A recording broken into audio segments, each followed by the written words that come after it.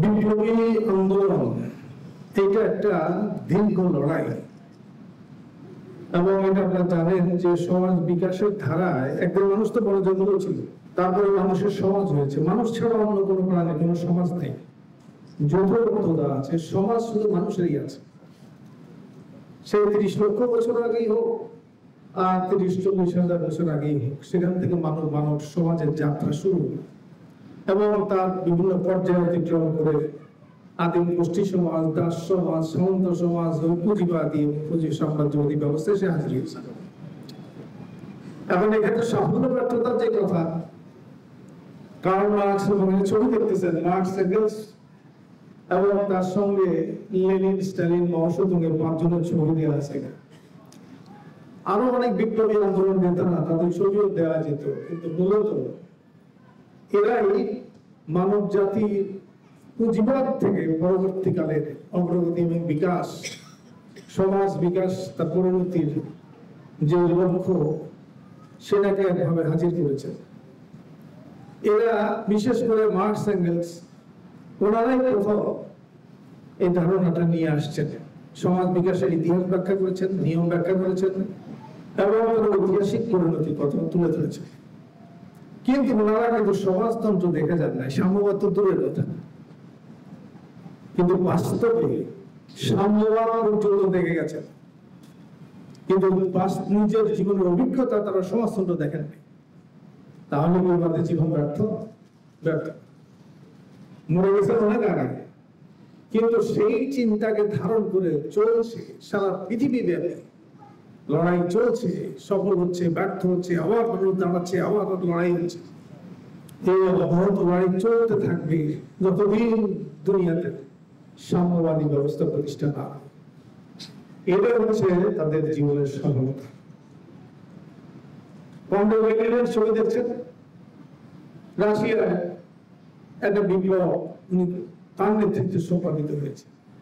উনি কিন্তু সমাজতন্ত্র দেখে যান নাই, কারণ 14টা সাম্রাজ্যবাদী দেশ রাশিয়াকে আক্রমণ করেছে, 3 ভাগে 2 ভাগ রাশিয়া দখল করে ফেলেছে। এইটাকে মোকাবেলা করেছে। প্রধান হলো বিপ্লবকে, বিপ্লবী আন্দোলনকে অঙ্কের মতো করে যিনি হাজির করতে পেরেছিলেন। এই লেনিন বলেছিলেন 100 জার্মানি 10 বছরের মতো কোনো বিপ্লব দেখছি না রাশিয়াতে। তিনি যখন আবার সুইজারল্যান্ড থেকে ফিরে এসে বললেন যে 6 তারিখ হলে একদিন আগে হবে, 8 তারিখ হলে একদিন পরে হবে, 7 তারিখ দিনটে, ওই 7 তারিখে আক্রমণ করতে হবে, এবং ওই 7 তারিখে বিপ্লব সফল করেছে। কিন্তু তিনি একটা সমাজতান্ত্রিক ব্যবস্থা নির্মাণ করে যেতে পারেন নাই। প্রথম এই যুদ্ধ কথা বলা তারা, সেটার নাম দিয়েছেন ওয়ার ইকোনমি। সেই জায়গা থেকে চলে আসলেন নিয়োজিত নয়া অর্থনৈতিক পরিকল্পনা, নিউ ইকোনমিক পলিসি। এগুলো কিন্তু সমাজতন্ত্র না, সমাজতন্ত্রের লক্ষ্যে এই কার্যক্রম করে নিয়েছে। উনি গুলি খেয়েছিলেন এবং স্ট্রোক করে পরে মৃত্যুবরণ করলেন। এরপরে কমরেড স্ট্যালিন, যারা ছবি দেখছেন, তিনি সমাজতন্ত্রের কার্যক্রমে হাত দিলেন, একটা সমাজতান্ত্রিক ব্যবস্থা নির্মাণ করেছেন। ওই সমাজতান্ত্রিক ব্যবস্থা যে একটা শ্রেষ্ঠ ব্যবস্থা, এটা কাল মানব জাতির ইতিহাসে এ ধরনের ব্যবস্থা কেউ দেখা নেই, সেটা প্রমাণ করেছে। যেমন এখন সংবিধান সমাজতন্ত্র নাকি গণতন্ত্র নাই। রাশিয়াটাই একমাত্র দেশ যেখানে 6 কোটি কপি সংবিধান বিলি করা হয়েছে। একটা দেশ দেখা যাবে পুঁজিবাদী দেশ, 6 কোটির দরকার নেই, 1 কোটি সংবিধান মানুষের মধ্যে বিলি করা, প্রচার করা, মানুষকে বোঝানোর চেষ্টা করা করেছে কোনো পুঁজিবাদী দেশ। এবং রাশিয়ার বিপ্লবের আগে মেয়েদের ভোটাধিকার ছিল না। ইউরোপের 2টা দেশে মাত্র ভোটাধিকার ছিল, তাও সেটার শর্ত সাপেক্ষে। এই যে ইংল্যান্ড গণতন্ত্রের সূতিকাগার, আমেরিকা গণতন্ত্র দোহাই বলে, 17 সালের আগে ওনাদের দেশে মেয়েদের ভোটাধিকার ছিল না। রুশ বিপ্লবের সাথে সাথে সেই অধিকারটা আসে। এবং 37 সালের আগেই কমরেড স্টালিন বললেন যে সমাজতন্ত্র শুধু কল্পনার ব্যবস্থা নয়, এটা একটা বাস্তব। এই দেশে কোনো বেকার নাই, কোনো ভিক্ষুক নাই, কোনো পতিতা নাই, বর্জরা বহু চেষ্টা করেছিল খুঁজে ভিক্ষুক বের করার জন্য, পতিতা বের করার জন্য, বেকার বের করার জন্য।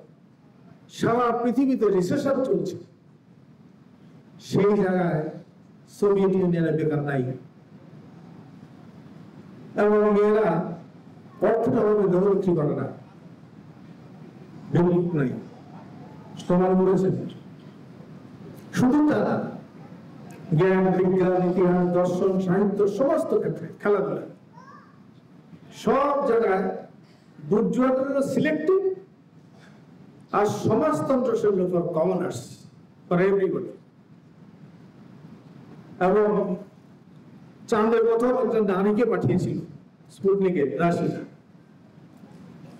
খেলাধুলায় অলিম্পিকে সমস্ত গোল্ড মেডেল রাশিয়া। বিজ্ঞানের নতুন নতুন আবিষ্কার, সেগুলি আসছে রাশিয়া। নতুন নতুন শিশু সাহিত্য এবং নানা কিসিমের যে সাহিত্যের নানা শাখার যে বিস্তার, সেগুলি রাশিয়া। এবং বলছে যে ফ্রম ওম টু টম, মাতৃগর্ভ থেকে সমাধি পর্যন্ত মানব জীবনের যে প্রবাহ, কিভাবে মানুষের জীবনকে শুভময়, স্বাচ্ছন্দ্যময় এবং সেটা রোগ শোক নানা ধরনের ক্ষেত্রে মুক্ত করে একটা উন্নত সুন্দর মানব জীবন নির্মাণ করা যায়, তার উপর হাজির করেছিল। এরপরে দেখা গেল সেই ব্যবস্থাটা টিকলো না। এটা মার্ক্সবাদের কথা যে সমাজতন্ত্র কোনো স্থায়ী ব্যবস্থা না, এটা তো অন্তর্বর্তীকালীন ব্যবস্থা। পুঁজিবাদ থেকে সাম্যবাদের মাঝখানে একটা জায়গা, যেমন পুঁজিবাদ থেকে সামন্তবাদে যাবে না, সামন্তবাদ থেকে তার ব্যবস্থা যায় না, কিন্তু সমাজতন্ত্র থেকে পুঁজিবাদ আবার ফিরে আসতে পারে, কারণ অন্তর্বর্তীকালীন ট্রানজিশন হুঁশিয়ার করেছিলেন। কিন্তু যেহেতু পুঁজিবাদী ব্যবস্থাটা নিজস্ব নিয়মে চলবে, যদি সমাজতান্ত্রিক ব্যবস্থায় পুঁজিবাদের নিয়মকে ঢুকানো হয় তাহলে ব্যবস্থা টিকবে না। রাশিয়াতে তাই হয়েছে। একইভাবে একটা বিপ্লবী দল চলার পথে, এই চলমান জীবনে, চলমান সংসারে একই চিন্তা, একই ভাবনা, একই অভ্যাস, একই ধরনের কর্মকাণ্ডের মধ্য দিয়ে চলবে, বিপ্লবী সত্তা রক্ষা করা যায় না। ফলে আমরা যে বিপর্যয়, বিভিন্ন ধরনের বিচ্যুতি বিপর্যয়ের কথা আলোচনা করি বিভিন্ন ক্ষেত্রে, সেখানে এটা শুধু দোষারোপ করে লাভ হবে না, কোথায় বিচ্যুতির কারণ সে উদ্ঘাটন করতে হবে। আমরা এই মিলনমেলার একটা উদ্দেশ্য, আমরা অনুসন্ধান করি যে আমরা ৮০ সালে যখন দল গঠন করেছিলাম, তখনকার বিশ্ব পরিস্থিতি, দেশের পরিস্থিতি, সার্বিক রাজনৈতিক আন্দোলনের অবস্থা যা ছিল আজকে সেটা নাই। এবং চলার পথে আমাদের সেই অভিজ্ঞতা ছিল না তা তো না, কিন্তু আমরা চেষ্টা করেছি, অতিক্রম করার চেষ্টা করেছি, ঘাটতি পূরণ করার চেষ্টা করেছি। তারপরেও তো অনেক ঘাটতি থেকে যেতে পারে। তাহলে সেগুলির পুনর্মূল্যায়ন করা, বারে বারে ফিরে দেখা, বহু মতের মধ্যে তাকে অনুসন্ধান করা, সেই চেষ্টা আমরা করি। তারই অবশ্যই ফলে এই বিষয়টি আমরা আগে কথা বলেছি, যেমন করে চেয়েছিলাম আমরা তা পারতেছি না। মানুষের সঙ্গে মানুষের মিলন, এই যে শিশুরা এখানে আসে, আমরা বলছিলাম এরা শুধু বাবা মাকে চিনে, ভালোবাসা, মমতা, স্নেহ, প্রীতি ওর পরিবারের লোকের বাইরে আছে দুনিয়াতে, সে জানে না, বোঝে না। আমরা চেয়েছিলাম এখানে এই পরিবেশ দিতে, একটা শিশু এখানে এসে দেখবে যে এখানে সবাই তাকে ভালোবাসে, স্নেহ করে, মমতা দেয়, এখানে পার্থক্য না। ফলে একটা ক্ষুদ্র পারিবারিক গণ্ডির মধ্যে থেকে একটা শিশু তার চিন্তা ভাবনা যেভাবে বদ্ধতার মধ্যে ঢুকে যায়, সংকীর্ণতম থাকে, অন্তত একটা দিনের জন্য হলেও একটা পরিবেশ আমরা তাকে দিতে চেয়েছি, যাতে সে বুঝতে পারে যে না, প্রত্যেক মানুষের মধ্যেই মমতা আছে এবং প্রত্যেক মানুষের মধ্যেই সেখানে একটা মূল্যবোধ কাজ করে, এবং আপন পর ভেদাভেদ কিছু সময়ের জন্য হলেও সে ভুলে থাকতে পারিনি আমরা এখন সেই অবস্থা। কারণ তার জন্য যে আয়োজন দরকার, সেই ধরনের নানা ধরনের প্রস্তুতি দরকার, সেগুলি এখন হয়নি। কিন্তু তারপরেও আমরা চেষ্টাটা করে যাচ্ছি। যেমন আমাদের সভাপতি আজকে বললেন যে এই জায়গাটা কিন্তু উপযুক্ত পরিবেশ না, কারণ এখানে এসে একটা ঘরের মধ্যে আলোচনা হবে, কিন্তু বাইরে একটা খোলা পরিবেশ থাকা দরকার। কিন্তু বাচ্চারা খেলাধুলা করবে, বিভিন্ন জায়গায় বসে করে আলাপ আলোচনা সেগুলি করবে, সে ধরনের একটা পরিবেশ সেটা এখন তৈরি করা আমাদের পক্ষে সম্ভব হয় না। তবে এর মধ্যে বলছেন যে হ্যাঁ, অন্তত এতটুকু হয়েছে যে সবাই অন্তত একটা সুশৃঙ্খল পরিবেশ রক্ষা করার ক্ষেত্রে সহায়তা করে যাচ্ছে। আমাদের এখানে 500 জনের খাবার সেটা শেষ হয়ে যাবে, আরো 150-200 খাবার শর্ট পড়েছে, পেয়েছেন? পান নাই। এটা অন্য কোনো বুর্জুয়া দলের অনুষ্ঠান যদি মারামারি লেগে দিত, কিন্তু আমাদের কমরেড এরা কোনো কেউ আপনারা বুঝতেই পারেন নাই। অনেকে না খেয়েও আমাদের কমরেডরা আছে, কিন্তু সেটা তাদের কথা নয়। তারা খুশি হয়েছে যে আমরা আমাদের অতিথিদের অন্তত খাওয়াতে পেরেছি। এটা একটা সংস্কৃতি, এগুলি অতিথি দিয়ে হয় না, এগুলি একটা সংগ্রামের থেকে সংগ্রামের অর্জন হিসেবে আসে। যাক, এই বিষয়ে আরো আমরা চেষ্টা করবো। এটা 21তম হইলেও এর আগেও সেই বিষয়ে আমরা আমাদের বক্তব্য আপনারা পাবেন, দিয়েছি। আমরা বারবারই আমরা বলছি যে আমরা চেষ্টা করছি আরো উন্নত কিভাবে করা যায়। আপনাদের সহযোগিতা, সহায়তা, সেটা বললে আমরা কৃতজ্ঞ, এবং সেটা আমাদের কিভাবে উত্তরোত্তর সাহস যোগায় এবং আমাদের মধ্যে উৎসাহ উদ্দীপনা সৃষ্টি করে, এটা বলে লাভ না। এটা আপনারা নিজেরা বুঝতে পারেন। আরো যদি সময় দেওয়া যেত, মাত্র 13 জন আমরা কথা বলেছি, আরো বেশি 30 জনের যদি কথা বলতেন, তাহলে আমরা সমৃদ্ধ হতে পারতাম নানা দিক থেকে। আমাদের কথা বলার গুরুত্বটা কম, কারণ আমরা তো আমাদের নিজস্ব ফোরামে কথা বলি, কংগ্রেসদের সঙ্গে কথা হয়, নেতারা আমরা নিজের কথাবার্তা বলি। কিন্তু এই যে মানুষের সঙ্গে মানুষের মিলন, পরিবার থেকে দল থেকে সমাজ, এইভাবে বৃহত্তর পরিসরে মানুষের মানব বন্ধন তৈরি হবে, শোষক শ্রেণীর বিরুদ্ধে শোষিত শ্রেণীর বন্ধন তৈরি হবে, সেটারই অংশ হতে। যা আমরা অতীতের কথা এখন আসে, যেটা বলছেন যে বিপ্লব তো দেখতেছে না। এটা ঢাকা বিশ্ববিদ্যালয়ের অধ্যাপক, প্রগতিবাদী একজন শিক্ষক সরকার ফজল করে উঠে, ওখানে একজন হচ্ছে স্যার বিপ্লব তো দেখতেছি না, আপনার তো হয়ে গেলেন, বিপ্লব দেখো না। 80 লক্ষ পায়ে বিপ্লব প্রতিদিন হেঁটে যায়, দেখো না। 80 লক্ষ ফাঁক কই, গার্মেন্টস এর 40 লাখ মেয়ের 80 লাখ পা রাস্তা দিয়ে হেঁটে যায়, ওকে দেখো না। এরা গৃহবন্দী ছিল, এরা রাস্তায় নেমেছে, এরা খেলার মাঠে এসেছে, এরা বিভিন্ন দাপ্তরিক কাজে যুক্ত হয়েছে, এরা এখন আকাশে উড্ডয়নের জন্য তৈরি হয়েছে। মৌলবাদীরা যত লাফালাফি করুক, এটাকে ঘরে ঢুকানো যাবে না। একটা কথা শুধু বুঝেন, ভাসুরের সঙ্গে দেখা দেওয়া নিষিদ্ধ। যে নারীর, যে মহিলা স্বামী ছাড়া বাইরে যাওয়া যায় না, বিদেশে যাওয়া যায়, 10 লক্ষ নারী বিদেশে চলে গেছে স্বামীর নিচে সাথে, নাকি মোল্লাতে জিজ্ঞেস করছে। ফলে ওরা এখন যেটা স্রোতের বিরুদ্ধে দাঁড়াতে চাইছে, এগুলি আমরা আগেও দেখেছি, নতুন না। বামপন্থার প্রগতির চিন্তা যখন মার খায়, ওরা তখন জেগে ওঠে। আবার প্রগতির শক্তি যখন জাগ্রত হয়, তো ওগুলি চাপা পড়ে। গোলাম আজমের বই, সেটা আমরা রেফার করেছি এই বইতে। 1969 সালে একটা বই লিখেছিলেন, পাকিস্তানে আদর্শের লড়াই। 3টা বিষয় আনছেন, পাকিস্তানে আদর্শের লড়াই 3টা দিয়ে শুরু হয়েছে। একটা কি গণতন্ত্র, একটা ইসলাম, আর একটা সমাজতন্ত্র। উনি বলছেন যে গণতন্ত্র এবং সমাজতন্ত্র দুইটা ইসলামের শত্রু, ইসলাম বিরোধী। তবে গণতন্ত্র যদি থাকে, ইসলাম থাকে, ইসলামের শত্রু যদি ইসলাম থাকে, কিন্তু সমাজতন্ত্র যদি আসে, তাহলে আর ইসলাম থাকে না। ফলে উনি বলছেন যাদের বুকে জজবা আছে, ইমানের তেজ আছে, তাদেরকে বলছেন তোরা জিহাদে নাও। ওই জিহাদ ছিল আল বদর, ওই জিহাদি শক্তি আল শামস, এগুলো ফলাফল কি টিকে ছিল? 90 মুসলমানের কথা বলে একবারও তো জানি না তাদের সঙ্গে হয়তো মুক্তিযুদ্ধের পক্ষে ছিল, নাহলে মুক্তিযুদ্ধ সরকারের তো করবে। ফলে আজকে একটা শূন্য যে অবস্থার মধ্যে তারা মনে হয় সব জায়গায় বলবে, বারবার পিছনে ঘটতেছে। কত মাসে বললো জাতীয় সঙ্গীত পাল্টে দেবে, পারছে?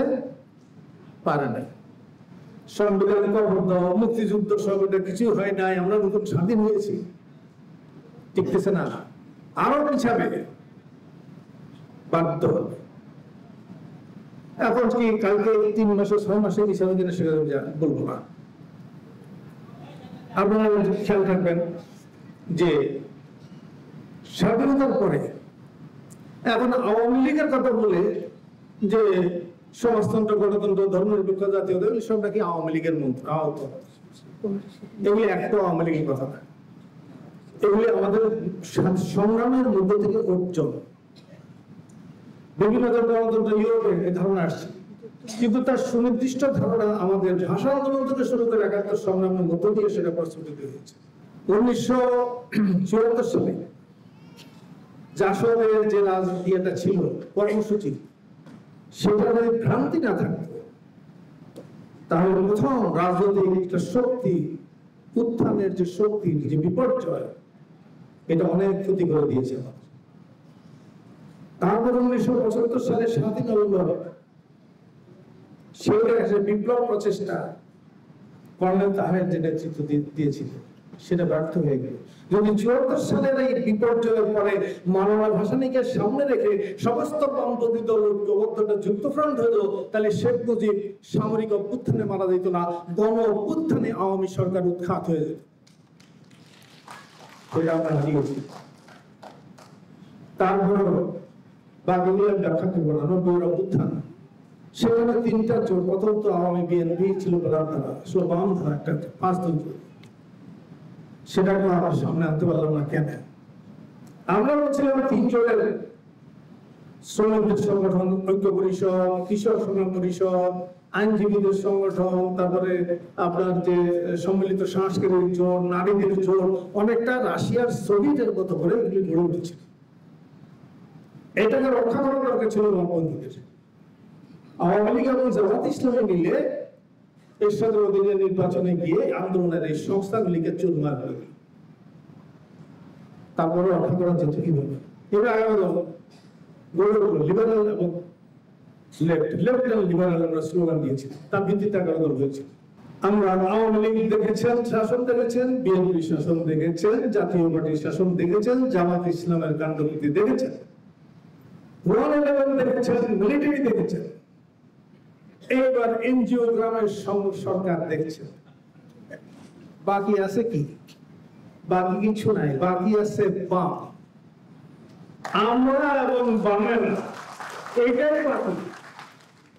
আগামী দিনে কাকে খেয়াল রাখবে, মুক্তিযুদ্ধের চেতনা যতদিন বাস্তবায়িত না হবে ততদিন বারে বারে অভ্যুত্থান, পাল্টা অভ্যুত্থান ঘটতেই থাকবে।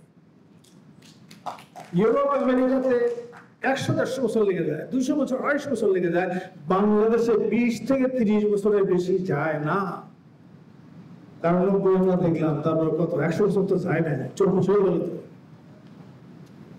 আবার 20 বছর হোক, 30 বছর হোক, ম্যাক্সিমাম আমি তো থাকবো না, কিন্তু আপনারা থাকবেন, এবং এরপরে বাচ্চা বাচ্চা দেখতে এগুলি তখন সামনে আসবে, যুবশক্তি আসবে, আবার একটা অভ্যুত্থান হবে। এবং সেই দিনের নেতৃত্ব, সেটাই বামেরা, আমরা এবং বামেরা সবাই মিলে সেদিন সে চালু। এখন সেটা অনেকের কাছে মনে হবে যে কই দেখতেছি না, অনেক জিনিস আগে দেখা যায় না। এবারে তো 24 গণ-অভ্যুত্থান কি আপনারা দেখছেন? আমরাই প্রথম কিন্তু আমাদের পত্রিকায় লিখলাম যে গণ-অভ্যুত্থান ছাড়া হাসিনা ঘটানো যাবে না। কিন্তু আমরা এককভাবে যদি ধরেন আমাদের বামপন্থীরা বুর্জোয়াদের সঙ্গে গিয়ে হাত না মিলাতেন এবং লিবারাল ফোর্স এবং লেফটরা যদি ঐক্যবদ্ধ থাকতো, তাহলে 24 অভ্যুত্থানের নেতৃত্বে এরাই থাকতো। তো যাক, এটা তো গেছে। আগামী প্রস্তুতির জন্য সেটা হলো আমরা অনেকেই থাকবো না, থাকি বা না থাকি, এটা নিশ্চিত লিখে রাখা যে বাংলাদেশের সমস্ত প্রতিক্রিয়ার শক্তিগুলিকে দেখা হয়ে গেছে, তাদের শাসনের অভিজ্ঞতা মানুষের চোখের সামনে মানুষ দেখেছে। যেটা বাকি আছে সেগুলো আগামী দিনে বাম গণতান্ত্রিক উত্থানের শক্তি। এবং আজকে আমরা এসে আলোচনা করছি যে আমাদের দেশের বর্তমান পরিস্থিতি কি বা কি করা উচিত ইত্যাদি। হয়তো সেদিন আমাদের এই নেতৃত্বরা আমরা তো থাকবে, যা বয়স আমার মনে হয় যে সেই সময় দেখবে, সেই সময় আমরা আলোচনা করব সমাজতান্ত্রিক সমাজের পঞ্চবার্ষিক পরিকল্পনায় কি হওয়া উচিত সেই আলোচনা। এইসব জিনিস আলোচনা হবে এবং সেই লক্ষ্যে সেই পথে এগিয়ে আসার জন্য শুধু আমরা এককভাবে আমাদের দল চেষ্টা করি। আমরা তো একটা অবস্থান নিব, কিন্তু সকল বামপন্থী শক্তি, সেকুলার শক্তি, গণতান্ত্রিক শক্তি, সেই সমস্ত শক্তির একটা ঐক্যবদ্ধ প্রয়াসের দিকে এসে গেছে। এখানে রেশারেশি করা, কে কতটুকু ইয়ে দিয়ে ফেললো, ক্ষমতা নিয়ে ফেললো, কে কত বেশি ইয়ে করলো, এগুলি বাদানুবাদ করার সময় আর নাই, আর প্রয়োজনও নাই। ফলে আমি অন্য কথায় যাবো না। 69 বছর ধরে তো রাস্তায় আছে, অনেকে বলে যে এত বড় অবদার্থ, তারপরে বলেন সরম লাগে না, 69 বছর ধরে রাস্তায় হাঁটে কিছুই করতে পারেন না। আমি আমার নেতা, আমার গুরু, উনি সাম্যবাদের কথা করে সমস্ত না দেখেই মরে গেছে গিয়া, সেটা আমাদের ব্যর্থ থাকবে। সুতরাং এটাও ব্যর্থতা। অভিজ্ঞতার সঙ্গে এই কথাটা বললাম যে তৈরি হল, যাতে আগামী দিনের এই উত্থানের সামনের সারিতে যারাই থাকেন বা এখন যে জেনারেশন সামনে আসবে, এই যে ছেলেগুলিকে কিভাবে ভ্রান্ত করা হলো, এরা আন্দোলনের শক্তি দিতে পারত। এদের 100টা গাড়ি নিয়ে মিছিল করে, এরা ওই সব রাষ্ট্রীয় সুযোগ সুবিধা নিয়ে গোটা যুব সমাজের চরিত্র নষ্ট করে দিচ্ছে। বুর্জোয়াদের একটা হাতিয়ার। এই ছেলেগুলি এত চরিত্রহীন ছিল না, তাহলে এরা এত অভ্যুত্থানের আন্দোলনের সামনে আসতে পারতো না। আবু সাইদ গুলির সামনে দাঁড়িয়ে গেল, কিন্তু যেসব ছেলেরা সেই দিন এর আগে আওয়ামী লীগের ছাত্র সংগঠনের মধ্যে আত্মগোপন করেছিল, এটা আবু সাইদকে প্রতিনিধিত্ব করে না, করে না, করে না।